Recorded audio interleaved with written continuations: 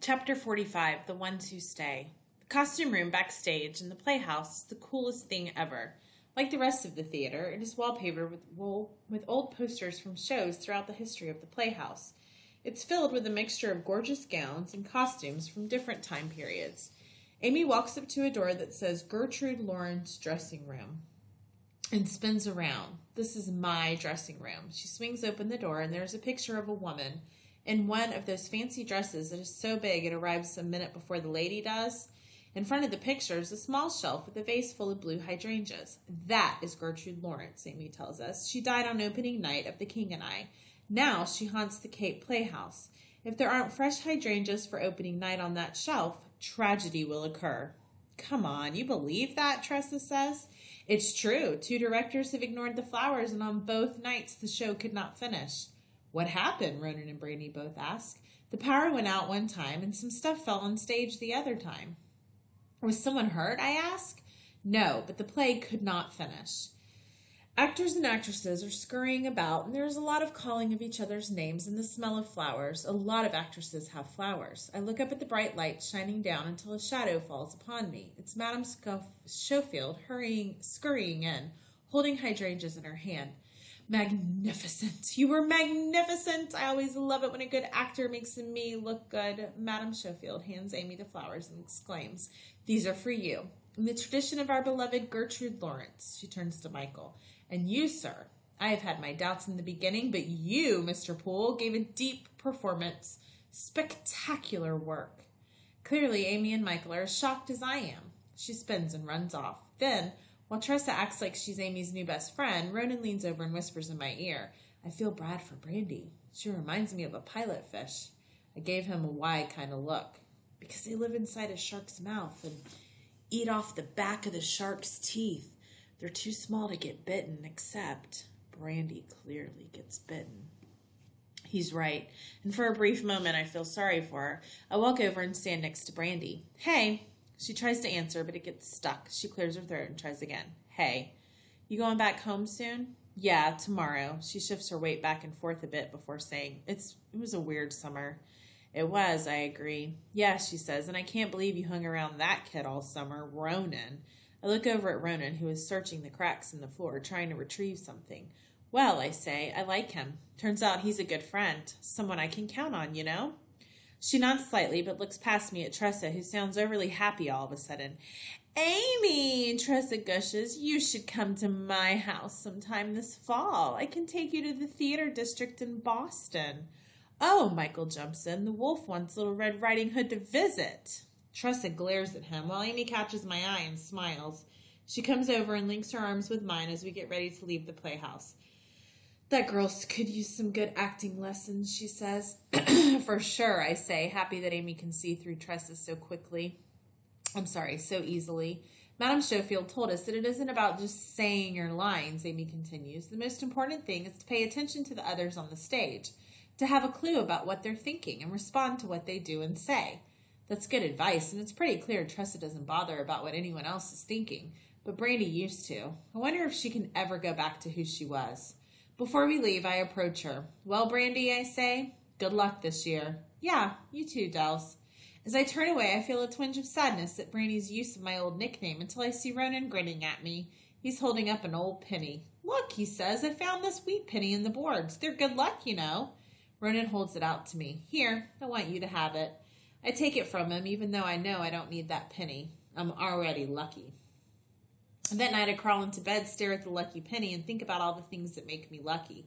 There's Ronan, but then again, having him as a friend isn't pure luck. It's because we gave each other a chance. And soon he's going to be my neighbor. I can't think of anything that's ever happened that has made me so happy.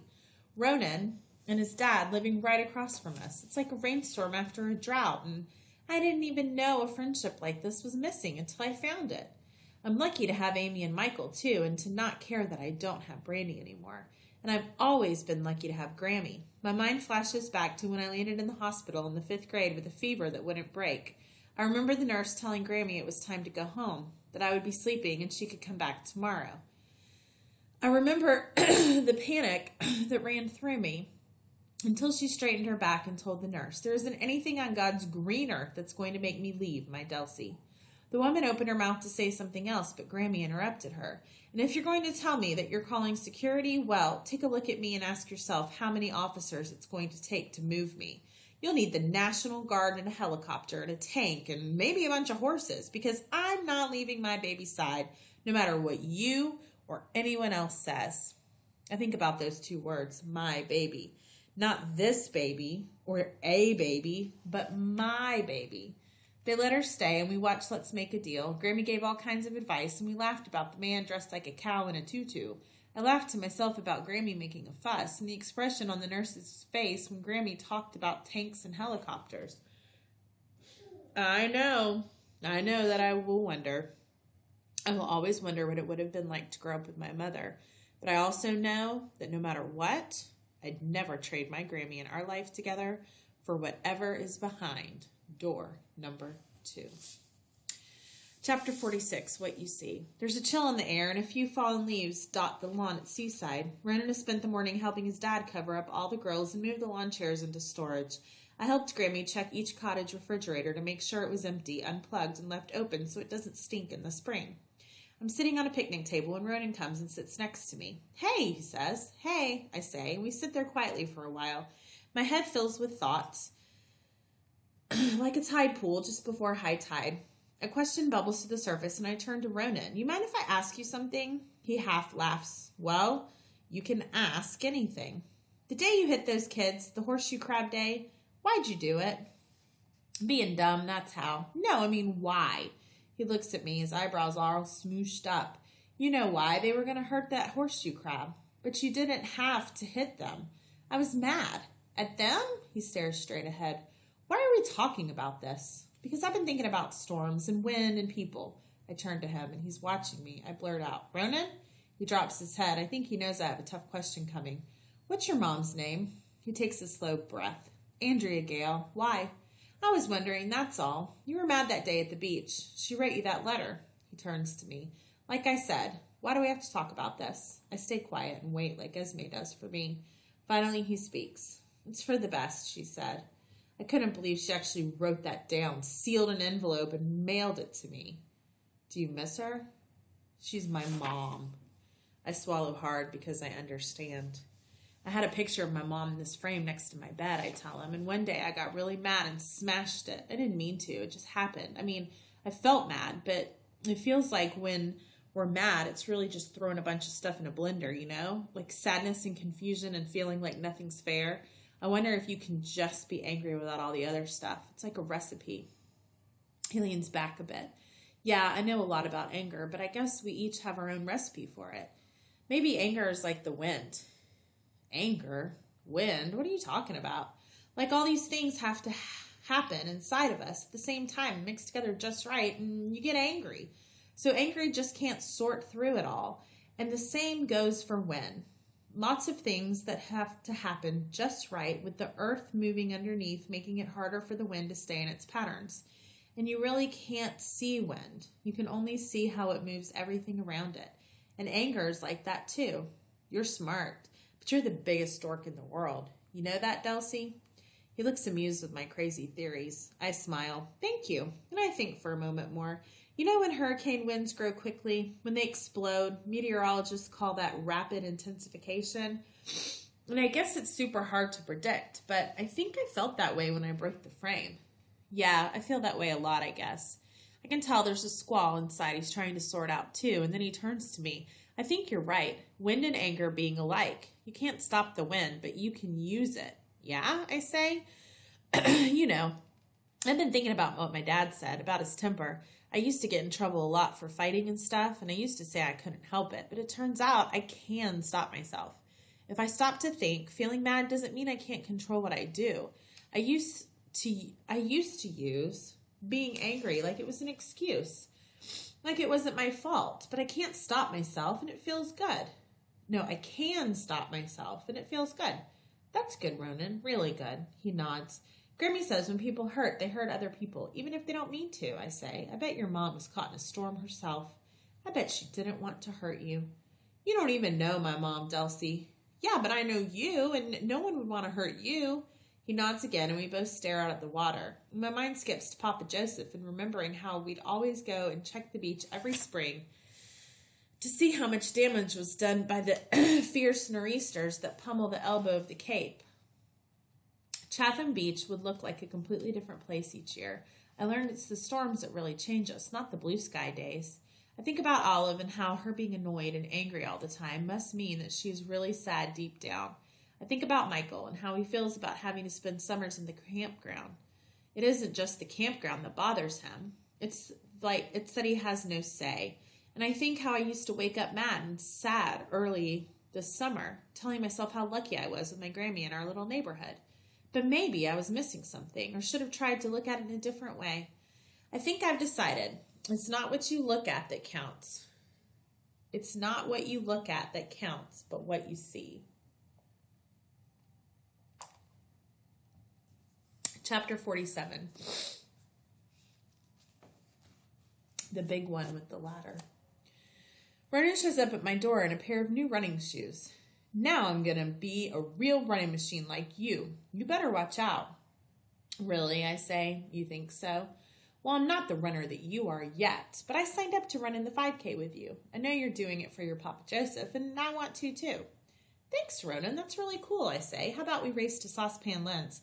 I've got a crazy idea I want to talk to her about. Of course you do, Ronan says. And with that, we break into a sprint. It feels good to have Ronan running next to me. Like they always do, the tides have shifted again. And the only little voice I hear is Papa Joseph's. He always told me that when you're running a race, it's important to look forward and not back. We burst through Saucepan Lynn's door, and Ronan nearly trips on one of the dogs. Sorry, girl, he apologizes. Hey, don't be running in here like you're on fire, Saucepan Lynn yells. Should a firefighter say something like that? Ronan asks with a smirk. Exactly. I'll throw water on both of ya. She laughs to herself as she flips the perfect crepe, then slides it onto a plate and points at the ceiling. I think of you every day, Ronan. With this stain on the ceiling here? Yeah, sorry about that. No sorry necessary. If I'm to be honest, I kind of like it. She leans toward him. You want another try? Nah, I'm moving on to pancakes. She shakes her head. Another one lost to pancakes. Then her head pops up again. So, Ronan, Saucepan bellows, I have to tell you. Henry's in here this morning talking about you again. I don't know that I've seen Henry Lasco that impressed by a person he's just met of any age in a long time. Huh? But listen, you really have to give up chasing great whites, okay? A guy down at the other end of the counter yells, This is that kid? Then he takes a good look at Ronan. Geez, kid, you dress like a seal. You're jumping in after sharks? Another guy laughs. Better watch it, Lynn. Don't want to get this one mad. I think I can handle him, she says, looking sideways at us. I don't know, the man says. The kid is willing to fight great whites. Not to say that's a smart thing to do. Brave, maybe. Loyal for sure, but the guy shakes his head. It's probably the loyalty that gets Henry, though.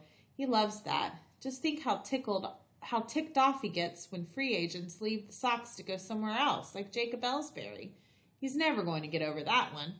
Saucepan Lynn says, all I know is that Henry says he'd be welcome to work aboard the reel. That tells you something. Then she turns toward the door and yells, You better leave something in that bucket or the next time you'll have a table next to the restrooms. The guy stops. Listen, I poured my own coffee, served my own pie. And who cooked it for you? Did you cook it? She points at us. Did they cook it? No. So don't give me any lip and drop at least a couple of Washingtons in there. You can afford a Lincoln. I know how the lobster market is doing. The guy takes out his wallet and drops in a few bills. Once the door closes behind the annoyed fisherman, I turn to Ronan. So, I know it's an honor that Henry wants you on the reel, but can I just suggest you not be a fisherman? You'd throw everything back in the water. Ronan smiles. Yeah, I love animals. Actually, I've been studying up on horseshoe crabs. And hey, I forgot to tell you that yesterday when my dad and I were clamming, I found an enormous one, probably about 20 years old. I took her way out into the wicked deep water, just in case. Oh, and I didn't get in any fights over it. He holds out his fist and we fist bump. Positives, I say. Positives. They're so amazing, Ronan continues. Their blood is blue, and it can detect really small amounts of bacteria, so scientists use it to test vaccines. Do they kill the crabs to do that, I asked. No, they just take some blood and let the animals go, but I'd like to work on figuring out how to make man-made crab blood so we can leave them alone completely. Oh, good idea, I tell him. It would be so cool if we both became scientists someday. Saucepan Lynn approaches. So, you two gonna gab all day or order? Well, actually, we came to ask you a favor, I say. There's something that needs doing in our neighborhood. Any way we can borrow a fire truck? The big one with the ladder? Chapter 48, A Gift from Papa. It's late, but I'm wide awake thinking about my plans for tomorrow. The box fan roars, but it's too hot to sleep without it, especially with a kitten cuddled up next to me. There's a soft knock on my bedroom door. Grammy swings it open. She takes a couple of steps in and stops to look at my wall of pictures. She smiles when she reads the sign I made, Memories Shaker Wall. Her fingertips caress a photo of Papa Joseph. I just love your pictures, she tells me. I like how you've changed them. I noticed at first you just had pictures of things around the Cape. I like the people here much better. She tips her head a bit. What was that about anyway, all those things you took pictures of, she asked me. Well, I got into taking pictures of things left behind, like me. Oh, baby, she says, reaching out for my arm. She's preparing for a Grammy speech, I can tell. I know, it was dumb. I took pictures of all these things until I looked up and realized that everyone else on the beach was taking pictures of things they loved, like people and animals, and I decided I was sick of standing knee-deep in water and complaining that I was drowning. Grammy laughs long and hard, and she coughs and sputters, too. Well, you have the wisdom of someone years older if you figured that all out on your own. When she blinks, a tear escapes. Grammy, I ask, what's wrong? Oh, nothing is wrong, she says, sitting on the edge of my bed. I guess I'm just feeling all blessed, that's all. I feel like something big is coming. I can't stop thinking, she begins, of the night you got so angry at me and said you don't want to have a real family. I sit up quick. Oh, Grammy. Sorry, the night you said you don't have a real family. Oh, Grammy, I didn't really mean, hush now. You know I understand the hole that's left behind by not having your mama here. I do. I know it hurts bad. I didn't come up here for apologies. I came up here to give you something. She reaches into her apron and pulls out a small white box. Not a cardboard box, but a fancy one you get from a jewelry store. You bought me jewelry? No, baby, I have something better. My prized possession. I don't even wear it because I'm afraid I'll lose it cleaning someone's room. But that seems like a silly waste, doesn't it? She pulls out a gold chain with a circle hanging from it. I grab it with my hand and see that it's a disc with a gold ship's wheel on it. I turn it over and it reads, to my sweet Bridget, who is my own wheel of fortune. Much love forever, your Joseph. From Papa? Oh, yes, he said he'd chosen a wheel for me at the jewelry store rather than a necklace with a shell or a boat because of the shape. How it goes round and never ends, like his love for me, she laughs. That man had a way with words. He could talk a dog off of a meat truck. I flip it back over and stare at the ship's wheel. Like the love in this family for me and you. And of course we just adore your mom, too. God, how we loved that girl. Do you still love her? I do. She'll always be my baby. She taps me on the nose, but so will you. She reaches around the back of my neck and puts the necklace on me. A reminder that you, Dulcie girl, may not have your mother here, but you come from a long line of love, and don't you forget it. I won't, Grammy. She kisses my forehead before she goes, and I feel a part of something special. My Grammy isn't perfect. No one is, and I don't care. You can't order people up like pizzas to have them be exactly as you want. The people in our neighborhood will always eat in places like Saucepan Lynn's, and I like it that way. Grammy will never go for pedicures or enjoy shopping for pretty dresses. She's probably always going to cut her hair over the sink instead of going to a fancy parlor. But none of that stuff says a thing about her. Not the things that matter. I'm going to stop thinking about the way I wish Grammy were different and love her for who she is, just as she loves me. After lying here for a while, thinking of Grammy and Papa Joseph and all the memories, I get up, go to the picture wall, and peel off one of Grammy. I take the seal frame out of the drawer and tuck her picture inside. When I put it back down, I finally have a picture next to my bed that makes me happy. Hold on 1 second.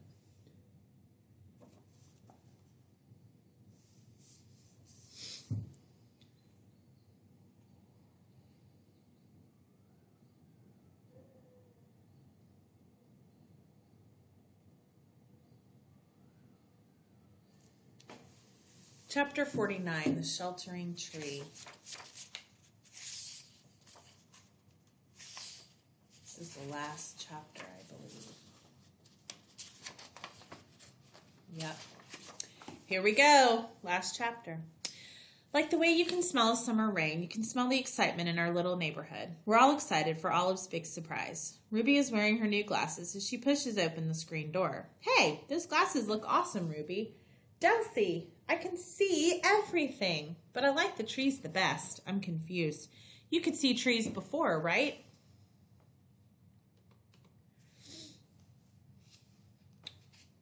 Trees are huge. Yeah, but I didn't know trees had leaves. I thought they had big green blotches. She jumps off her porch. I just can't stop looking at them now. Esme calls her and she bolts. Watching her run, one thing is for sure. She isn't clumsy at all. I'm sure it's a relief to see clearly. Ruby bounces to Olive's and Esme follows. The two of them are in charge of keeping her busy while we prepare the surprise. Getting into the car, Olive seems like a crab that's been caught and dropped in a pail. When the fire truck arrives, Saucepan Lens folds her arms as she looks up at the giant pine tree in the middle of our neighborhood. Well, you weren't kidding when you said it was big, Delcy. Now I understand why a regular ladder wouldn't do. She looks down at all the Christmas lights. This is a crazy idea, but I gotta say I like that you and Ronan think big. Now, let's get started, she says, motioning to the other firefighters. A while later, Ronan and his father arrive. Ronan bursts out of their car. Hey, he yells, we did it. We got the keys. He holds them up like a trophy. Hooray, I shout, and Henry comes over. Welcome to the neighborhood, Henry says, shaking hands with both of them. Gusty asks for the keys, and Ronan tosses them to him. Then the two men head over to Ronan's new house. Man, that's one megalodon-sized tree, Ronan says, looking up. What's it going to take, 10 million lights? Yeah, it'll be visible from space. Then he grabs my sleeve and says, come on, let's go look at my new house.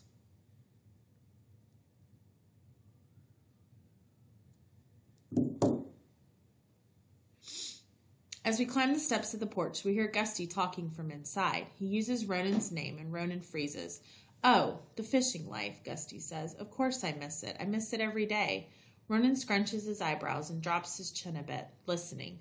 I fell in love with it when I was 12 years old, even when the catch is bad and the weather is brutal, even when the work is scarce and the government regulations tie you up. There isn't anything better in the world than being on the ocean.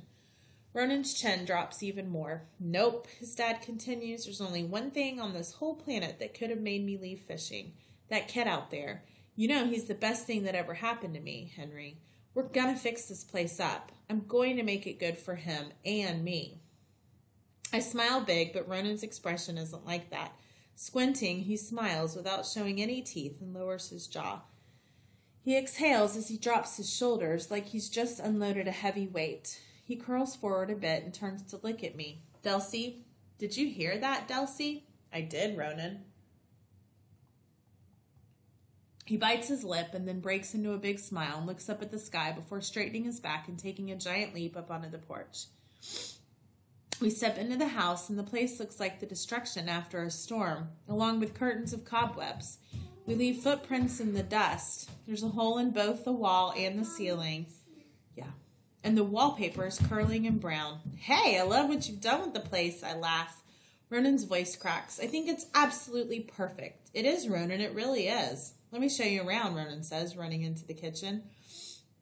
He points to a huge puddle on the floor. We have our own pond, big enough for a boat. He spins and points at a stove with the oven door hanging off. And as you can see, it features a stove that will cook if we light the whole thing on fire and cook hot dogs and marshmallows on sticks. We laugh. He shows me his room. My dad let me have the biggest bedroom, and look how the drawers are already in the wall. Isn't that cool? His face brightens. Oh, And my dad says my Avo is coming to see the house and meet me. I can't believe it. We are interrupted by the sound of saucepan lens. I'll help you with it in a minute. I can't help you right now. Hooting and hollering out. I'm almost done. Give me your spoon. Give me your spoon. There's plenty. Here.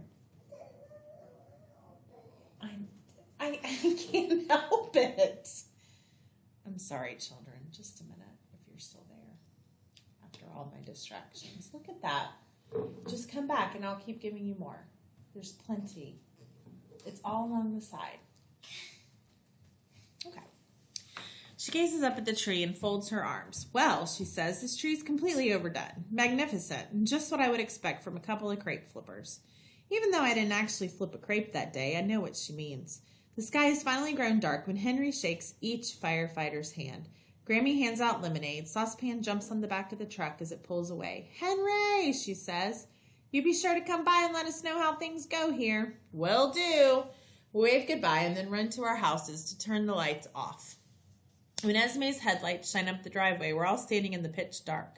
I squeeze the 2 extension cords in my hand, ready to connect them and flood the whole place in light. Esme's sweet, strong voice floats through the neighborhood as she and Olive climb out of the car. I turn and see Henry scoop up Ruby after she runs to him. Daddy, she says in a loud whisper. It was so hard to not tell you the secret. And he gives her a squeeze. I'm proud of you, Spitfire. Olive squints as she tries to see in the dark. What in Sam Hill are you fools all doing out here in the dark? What is this, a mosquito all-you-can-eat buffet? My hands connect the cords, and I feel a buzz of electricity, and the lights flood our neighborhood in color, red and green, blue and orange. Olive is wide-eyed, her mouth hanging open like she's always telling Ruby not to do. Oh my, she whispers as her head slowly tilts upward and the reflective colors from the bulbs paint her face. What is this, she asks. But it doesn't sound like sandpapery. You better give me an answer right away, Olive, at all. This is for you, Olive, I say, to remind you of your family. And, Esme adds, to remind you that you'll always have family in each of us. I can't believe it, but Olive starts to cry. She spins on her foot and scurries toward her house. I sprint and stand in front of her. It's okay, Olive. Stay. Please stay with us. I feel like a fool, she says. I'm crying, and I ought to be stronger than that. Hey, Ronan says, I've done plenty of crying this summer, and I'm plenty strong. His expression after he says this makes me laugh, like he's surprised by his own words. Esme and Grammy go stand on each side of Olive and put their arms around her shoulders. See, I say, we're all family here. And as I stand under the glow of the lights with everyone, I know that's true. I listen to Ruby giggling after Grammy tells her that she looks like a movie star in her new glasses, and memories roll through my mind of Grammy clapping too loudly at school concerts, of her telling me I hung the moon, even when I didn't deserve it, of all the times I did something dumb, and she gathered me up in her arms and said, I've got you now. Your Grammy's got you. And she did. There's never been a day when she hasn't been there for me. Making fried bologna, teaching me about game shows, brushing my tangles out in a way that doesn't hurt, asking me how I am and wanting the real answer, rubbing my back while I'm sick and fighting with nurses to stay with me. And now, looking into Grammy's denim blue eyes, I feel lucky that I never had to weather a storm alone, and that Grammy and Papa Joseph were there to step in when my mother stepped out. My gaze moves across the faces of my neighbors, and I think how every one of them has helped me in some way this summer, and I realize what I've always known, that family isn't really about blood and having the same last name. It's made by the people who love you, who worry about you and champion you, who take one look at you and know when you need to talk over that nourishing tea. I feel silly for having shouted at the rain, complaining about living under a cloud. Thing is, the sun is always in the sky. It just gets hidden sometimes. I hear Grammy and Esme and Henry laughing, and something deep inside starts small but gets bigger and bigger. A feeling. How lucky I've been. I have never been abandoned. I have been loved every day of my life. The end. All right, I'm going to read this next page. I'm going to do it on something else in case you guys want to stop here. If you want to hear this, a note to the readers, you can go to the next recording.